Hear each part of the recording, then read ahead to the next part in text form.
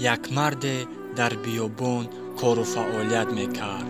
биёбон беҳад тафсон буд ва мард бегоҳ корашро ба анҷом расонид ва ба хона баргашт. занаш ба пешвозаш мебарояд, мебинад ки шавҳараш бисьёр хаставу лабонаш аз ташнагӣ хушк шудааст. мард ба тарафи ҳамсараш мегӯяд: бароям як коса об биёвар, то ташнагиамро шиканам. зан дарҳол рафта як коса обро гирифта оварда дар дасти шавҳараш медиҳад.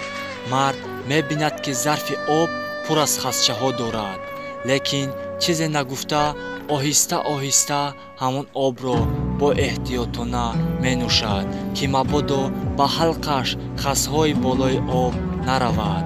мард обро нӯшиду ба занаш гуфт: эй хонуми ман, ту дидӣ ки лабҳоям хушк шудагӣ бисьёр ташна будам. чаро оби пок наовардӣ, то ташнагиамро зудтар мешикастам? ҳарчанд бо ҳамон об ташнагиамро шикастам, аммо дертар. зан гуфт: шавҳари азизам, ту медонӣ ки туро аз ҳама бисьёр дӯст медорам, ҷонам фидоят бод. дар ҳадисҳои расули худо шунидаам, ки инсон агар бисьёр ташнакӣ монд, яку якбора бо суръат обро бинӯшад, ҷигараш бемор мешавад.